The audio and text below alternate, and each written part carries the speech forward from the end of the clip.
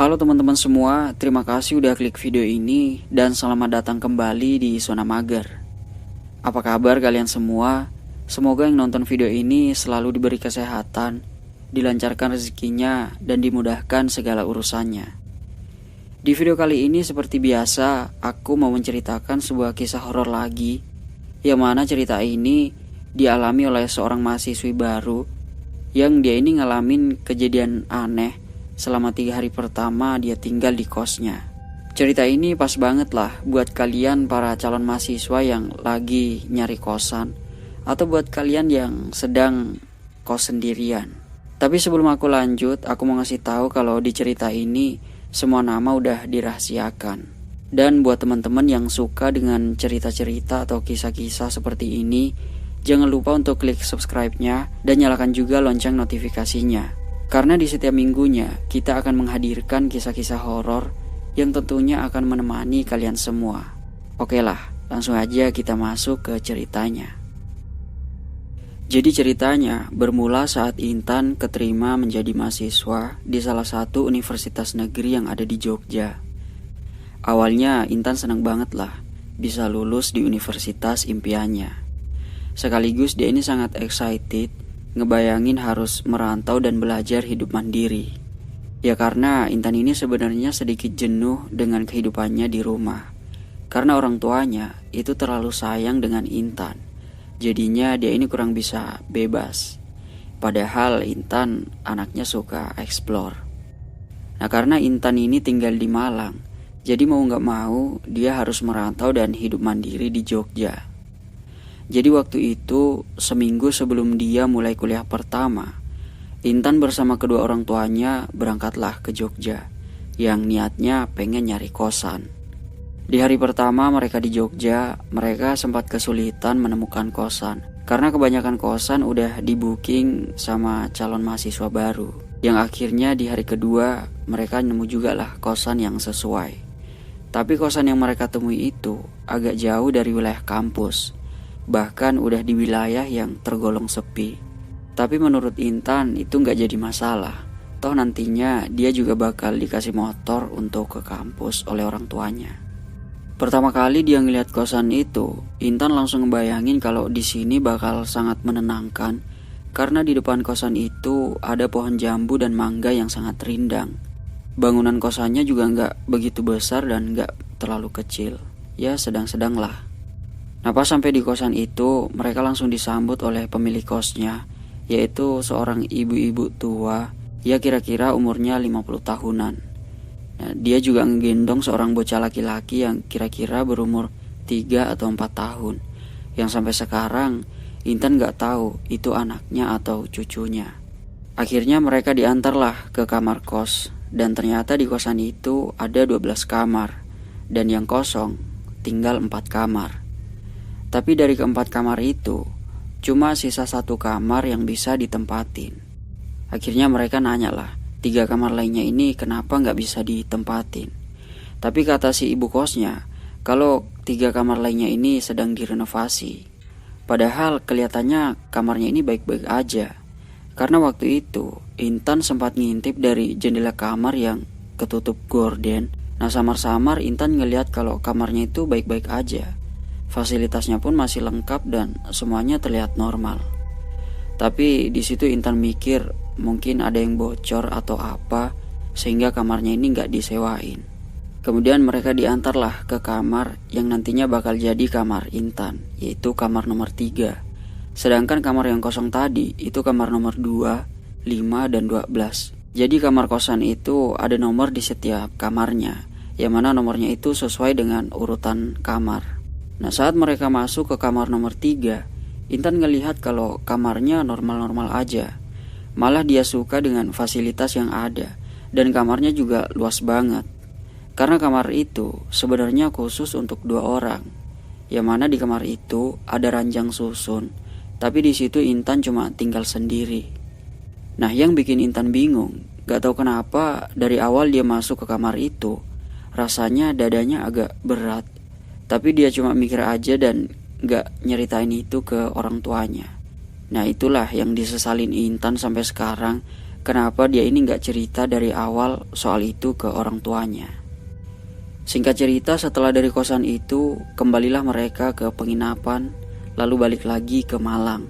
Seminggu kemudian, tepatnya di hari Minggu, sehari sebelum Intan masuk kuliah pertama, Intan ini balik lagi ke Jogja sendiri. Dan itu pertama kalinya dia pergi jauh sendiri dan merantau.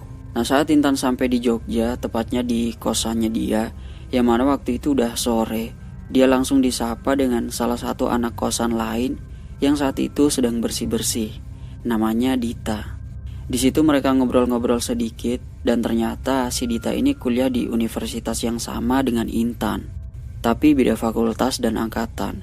Karena ternyata Dita ini angkatan 2016. Akhirnya di situ Intan pamit pengen masuk ke dalam kamarnya dan Dita juga nawarin untuk main atau sekedar ngobrol-ngobrol ke kamarnya dia.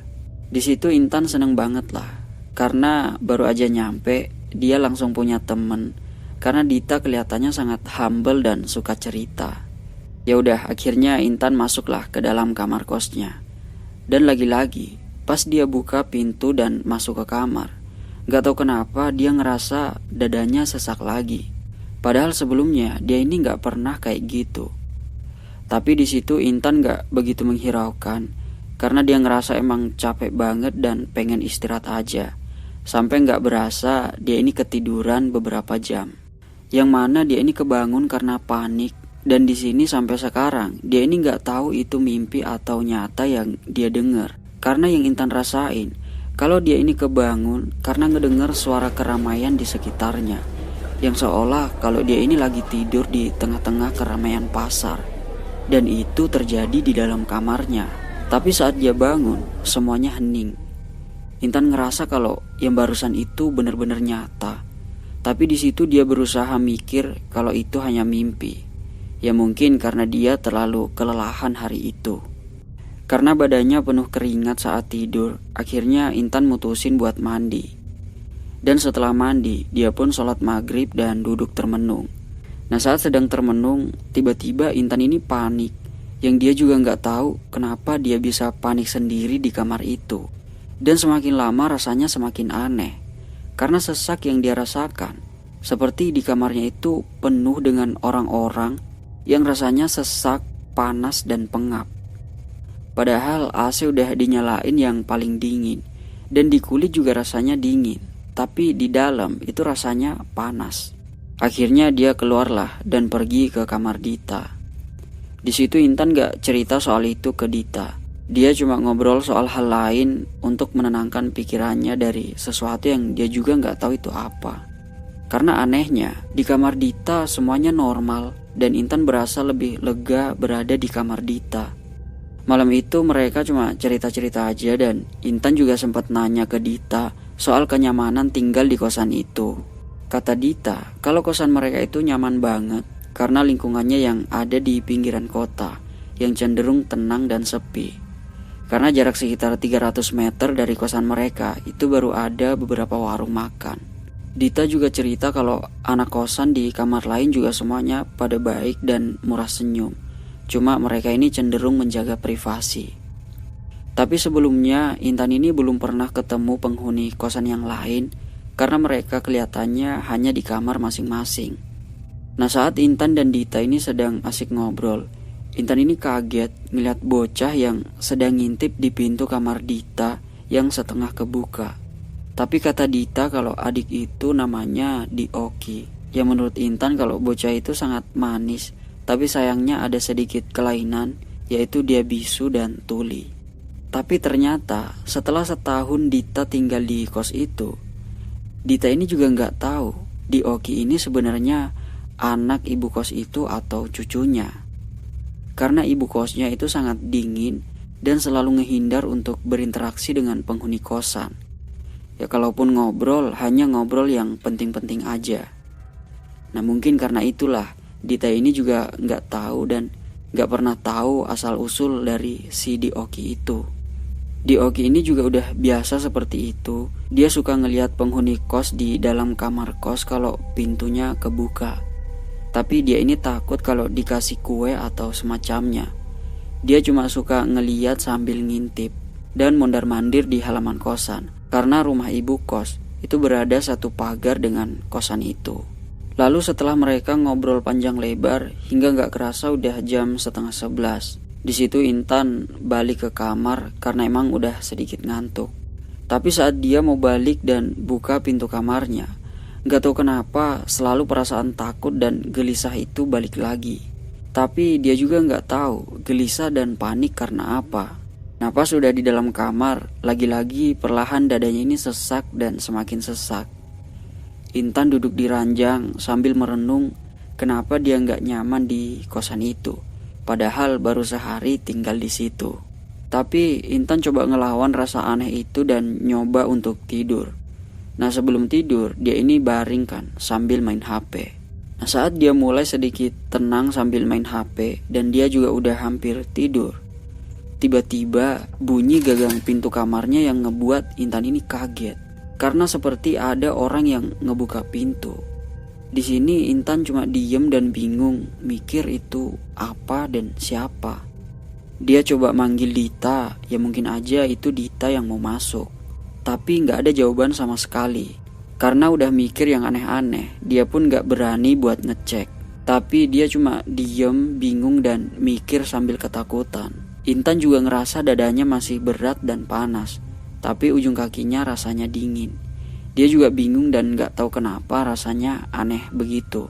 Sambil ketakutan, Intan tetap berusaha tidur sambil terus berdoa dan menutup mata.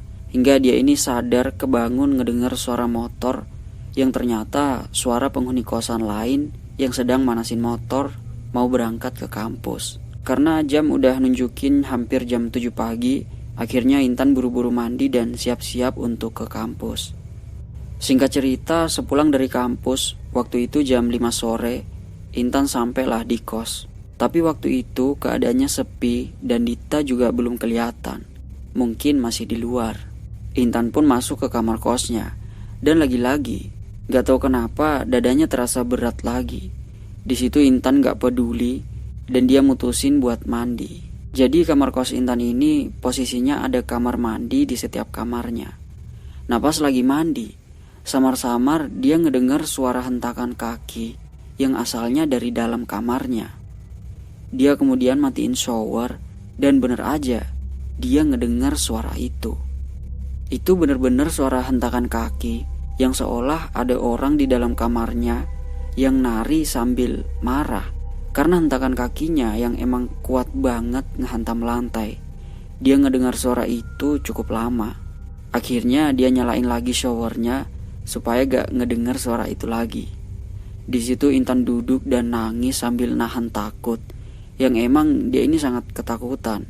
Hingga suara hentakan kaki itu pun gak kedengeran lagi. Nah karena kejadian itu, sekujur tubuh Intan ini sampai gemeteran.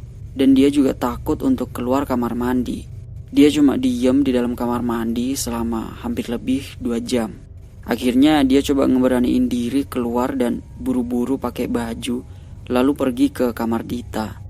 Dan ternyata semua anak kos ini pada belum balik, termasuk juga Dita. Tanpa pikir panjang, Intan larilah ke rumah ibu kos yang berada di belakang kosan mereka. Dia kemudian ngetuk pintu dengan rasa panik, tapi sayangnya gak ada respon. Intan kemudian coba untuk ngintip dari jendela untuk ngecek apakah ada orang atau enggak. Nah pas dia ngintip, dia ini ngeliat kalau ibu kos sedang duduk di lantai yang posisinya seperti gaya duduk orang Jepang yang lagi makan di lesehan. Nah duduknya itu ngadap ke TV, tapi anehnya TV-nya ini gak nyala. Intan coba manggil ibu kos, tapi gak ada respon sama sekali. Bahkan sampai setengah jam dia manggil, tetap gak ada respon dari ibu itu. Dan ibu kos itu juga tetap diem, hanya duduk seperti itu. Nah karena hari itu udah mulai gelap, Intan cuma duduk di kursi depan rumah ibu kos karena dia takut kembali ke kamarnya. Yang niatnya Intan pengen nunggu Dita pulang. Tapi sialnya, karena buru-buru keluar dari kosan tadi, dia ini lupa ngebawa HP. Akhirnya perlahan Intan ngeberaniin diri balik lagi ke kamarnya buat ngambil HP. Tapi pas mau nyampe di depan kamarnya, dia ngelihat di Oki yang sedang ngintip ke dalam kamar kosnya. Yang ternyata Intan juga lupa nutup pintu kamar kosnya. Nah di situ Intan sedikit tenang lah karena ada di Oki. Dia pun jalan ngedekatin di Oki. Tapi anehnya, di situ di Oki ini ngintip ke dalam kamar kos yang seperti ngelihat sesuatu sambil tersenyum. Nah pas sampai di depan kamarnya, Intan nyentuh pundak di Oki. Dan di situ di Oki langsung kaget ngelihat Intan sampai dia ini nangis dan lari ke rumahnya. Di situ Intan mikir sebenarnya apa yang dilihat oleh di Oki di dalam kamarnya. Dan kenapa juga dia ini kaget ngelihat Intan ada di belakangnya. Karena waktu itu Dita belum juga pulang. Akhirnya Intan mutusin lah buat pergi naik motor sendiri untuk nyari makan. Karena udah sangat ketakutan, dia pun nyari makan ke pusat kota dan milih tempat makan yang ramai. Nah setelah makan, dia kemudian nelpon ibunya dan menceritakan soal apa yang dia alami. Tapi ibunya ini gak percaya sama sekali. Karena ibunya ini nganggep kalau Intan terlalu manja dan gak bisa jauh dari orang tua. Nah di situ ibunya cuma nasihatin Intan untuk menjadi mandiri. Lalu Intan coba untuk nelpon Dita. Dan ternyata Dita ini sedang ada acara di komunitasnya. Yang katanya jam 10-an dia baru akan balik ke kos. Saat itu masih jam 8:30. Jadi Intan ini mutusin untuk nunggu Dita ada di kos. Barulah dia berani pulang. Nah singkat cerita hampir jam 11. Di situ Dita baru ngabarin kalau dia ini udah tiba di kos. Kemudian Intan pun baliklah ke kos. Di situ Intan kemudian menceritakan semuanya ke Dita. Tapi lagi-lagi respon Dita ini seperti gak percaya.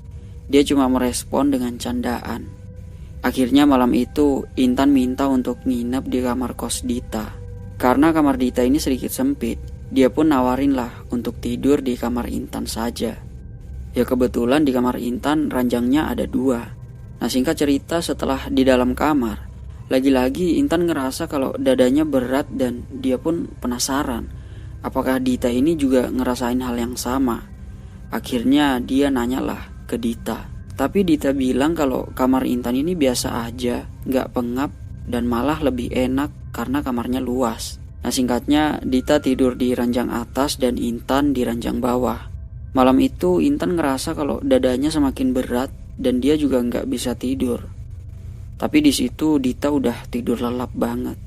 Intan terus berusaha untuk tidur sampai akhirnya tiba-tiba dia ini sadar dan bangun karena ngedengar suara pedal gagang pintu yang lagi-lagi suaranya ini benar-benar kenceng dan perlahan pintu pun kebuka dengan sendirinya.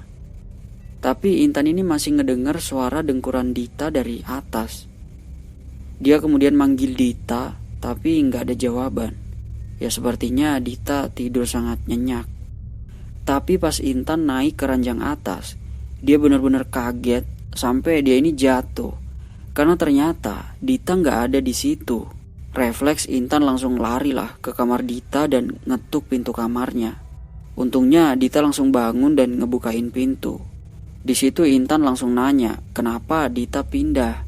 Dan ternyata Dita ini pindah karena kasur di ranjang atas itu gatel-gatel.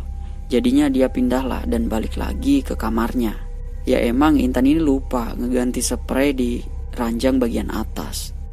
Akhirnya Dita pun nawarin lah buat tidur di kamarnya aja. Ya meskipun tidur di lantai, tapi Intan ngerasa jauh lebih lega tidur di kamar Dita.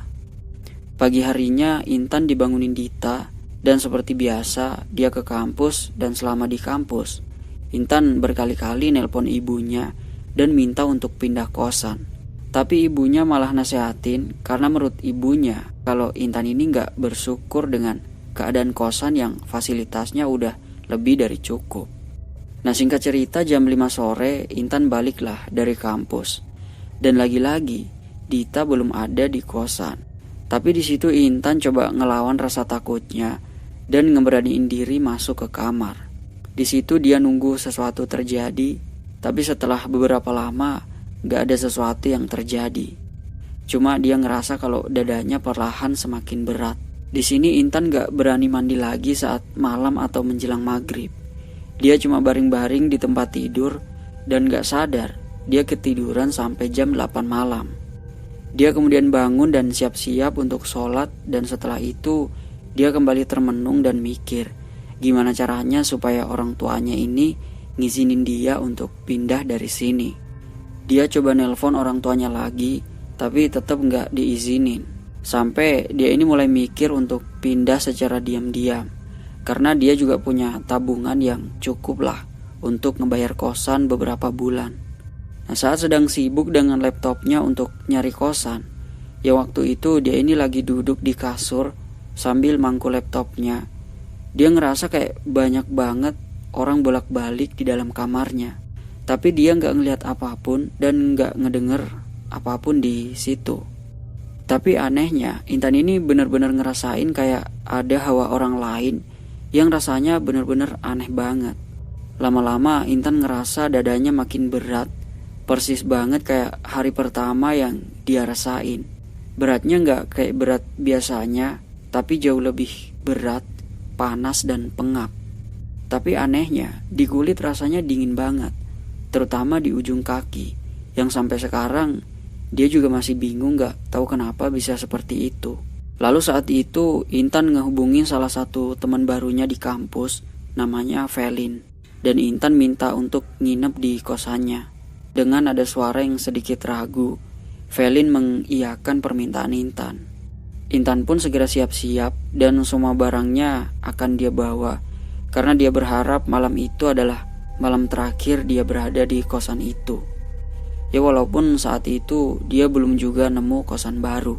Nah, saat sedang siap-siap, Intan ngedengar suara pintu kamar Dita ini dibuka. Dia mikir, oh pas banget nih.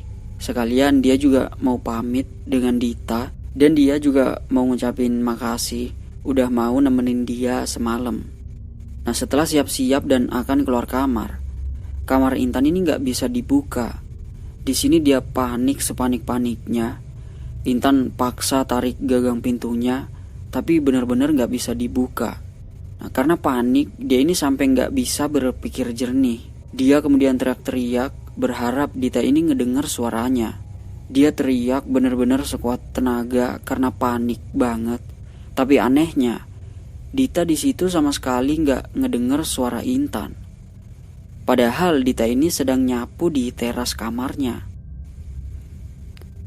Intan kemudian mukul-mukul jendela, tapi tetap aja Dita ini gak denger.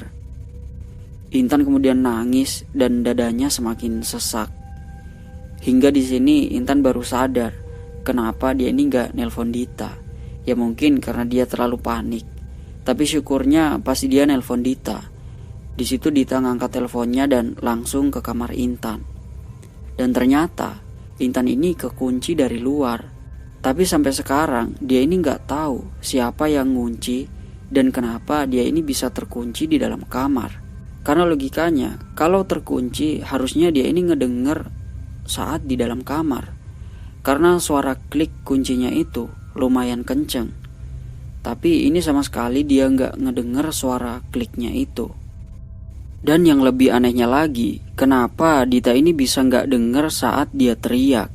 Padahal Intan dengar suara pintu kamar Dita kebuka. Ya logikanya harusnya dia ini juga bisa dengar suara dari dalam kamar Intan. Tapi saat itu Dita buka pintu, dia kaget kenapa Intan bisa terkurung di dalam kamar. Sampai suara Intan udah serak nyaris gak ada. Intan cuma nangis dan sekujur tubuhnya berkeringat. Di situ Dita langsung meluk Intan dan itu pelukan yang sangat berarti buat Intan.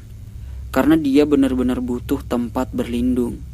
Lalu Intan pamit lah dengan Dita untuk pindah kosan malam itu juga. Dita kaget kenapa Intan tiba-tiba mau pindah. Tapi di situ Intan cuma bilang kalau dia ketakutan di kosan itu.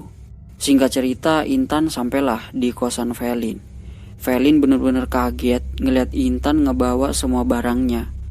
Tapi syukurnya Felin nerima Intan tanpa keberatan sama sekali. Di sini Intan pun ceritalah semuanya apa yang terjadi. Dan Felin juga orang yang pertama nganggep kalau cerita ini adalah cerita serius. Bahkan Felin juga nawarin Intan untuk sementara tinggal bareng dia di kosannya. Malam itu akhirnya Intan bisa ngerasa lega. Biarpun saat mandi dia ini masih trauma.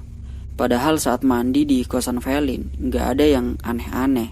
Cuma karena dia masih trauma aja soal kejadian di kosnya. Malam itu semalaman Intan ini gak bisa tidur karena masih ketakutan. Hingga pagi hari dia pun belum juga tidur. Tapi pagi itu dia harus pergi ke kampus. Dan saat di kampus, badannya Intan ini lemes banget, yang akhirnya dia pun pingsan. Singkat cerita, akhirnya selama kurang lebih seminggu, Intan demam, cuma bisa tidur di kosan Velin. Yang akhirnya ibunya pun datang dan ngejengukin Intan. Di situ Intan cerita lagi apa yang terjadi di kosannya itu. Tapi ibunya masih tetap nganggep kalau Intan gak bersyukur dengan keadaan kosannya. Ya mungkin karena Intan ini nginep di kosan Velin yang jauh lebih mewah. Karena kosan Velin itu bisa dikatakan bukan kosan lagi, tapi semacam apartemen yang semua fasilitas ada, termasuk kolam dan taman. Dan sampai sekarang ibunya Intan ini masih gak percaya dengan kejadian itu. Dan Intan juga masih bingung sama apa yang dia rasakan sebelumnya. Apalagi dia ini sering banget mimpi di Oki setelah kejadian itu. Dan dia juga bingung dengan ibu kosannya. Karena dari semuanya, Intan ini benar-benar bingung dengan ibu kos itu. Tapi yang buat bingung Intan, kenapa cuma dia yang ngerasain keanehan itu? Kenapa Dita dan anak-anak kos yang lain di situ nggak ngerasain apapun?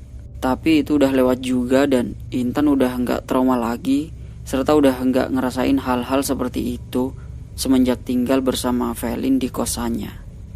Oke lah, sampai di sini aja ceritanya. Bagaimana menurut kalian soal cerita ini?